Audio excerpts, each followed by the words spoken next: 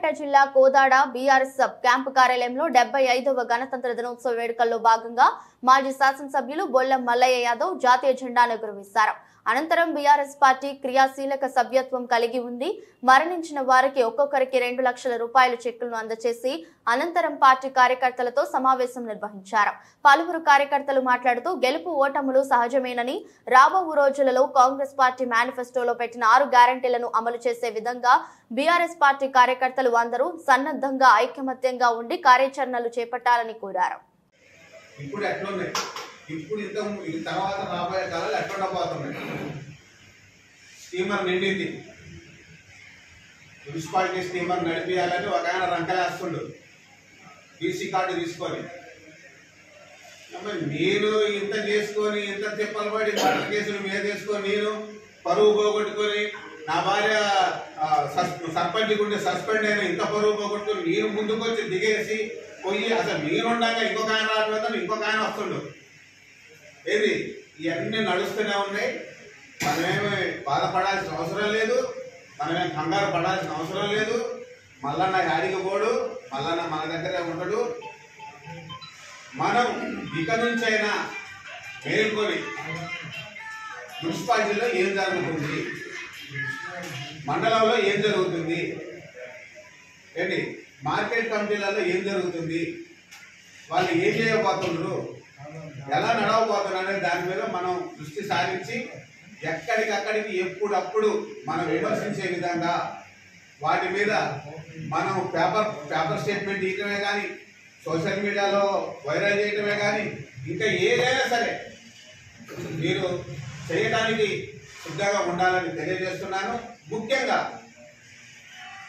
Election కంటే ముందు press వాళ్ళు అసలు మామూలు కుప్పలు తిప్పలయ్యా మహారాజు వాళ్ళు గమనించుకొని వచ్చే ప్రతి విమర్శకు ప్రతి విమర్శ సద్విమర్శ చేద్దాం. మనకు బూతులొద్దు, ఇంకేమవుతాయా అయా నువ్వేం చేసినావు, ఇప్పుడు ఏం చేస్తున్నావు, రేపు ఏం చేయాలనుకుంటున్నావు. ఇదే మనం దానిలో దృష్టి పెట్టుకొని రాబోయే రోజుల్లో కోదాడ నియోజకవర్గాల ముందు మనం టౌన్లో మనం బలపడదాం.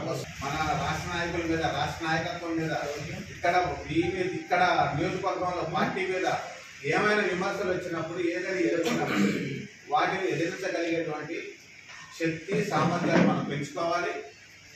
ఆ విధంగా మనం ముందుకు పోవాలని మనవి చేస్తే, ఇందులో నేను మాట్లాడిన దాంట్లో ఏమైనా పొరపాటు ఉంటే దయచేసి మన్నించండి.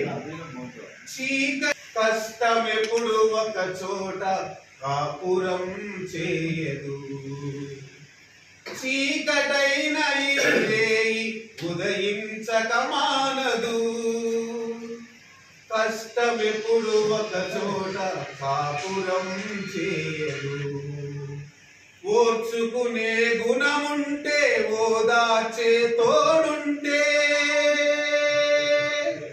ఓర్చుకునే గుణముంటే ఓదార్చే తోడుంటే, గుండెకింక దిగులు లేదు, మనసుకింక భయము లేదు, గుండెకింక దిగులు లేదు, మనసుకింక భయము లేదు.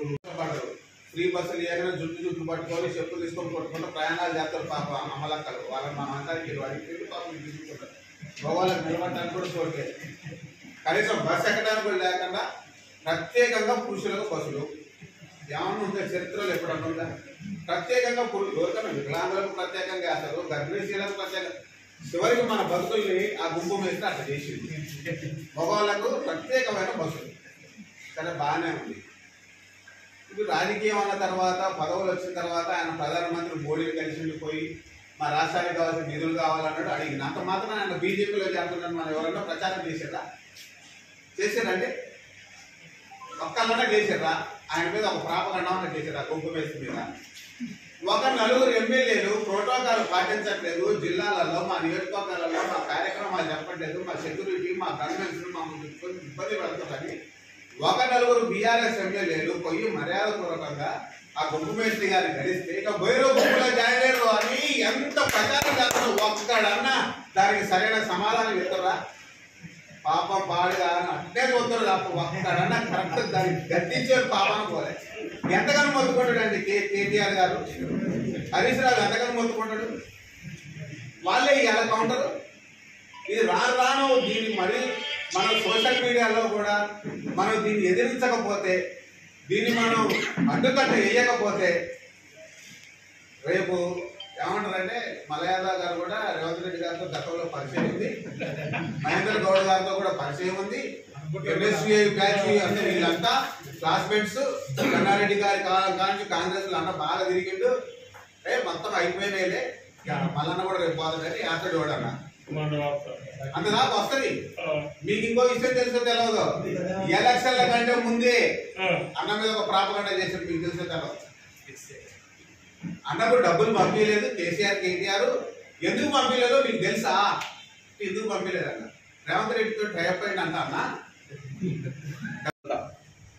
కన్నడాడు ఒకసారి రూపాయలు, ఉత్తమ్ ఒకసారి రూపాయలు, పద్మారి గారు ఒకసారి రూపాయలు, వాచార గారు రూపాయలు, 70 ఇచ్చిన అతను రూపాయలు ఇసుపెట్టి మీద.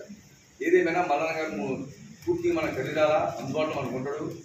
వారికి మనందరూ అన్నదందుకు మనస్ఫూర్తిగా వారి కోసం ఎన్ని టైం మనం ఉన్నాం. వారు ఎప్పుడు వచ్చినా వారికి మనం అందుబాటులో పనిచేద్దాం. ఈ అవకాశం పెద్ద నమస్కారం. జై టీఆర్, జై మల్లన్న, జై టీఆర్.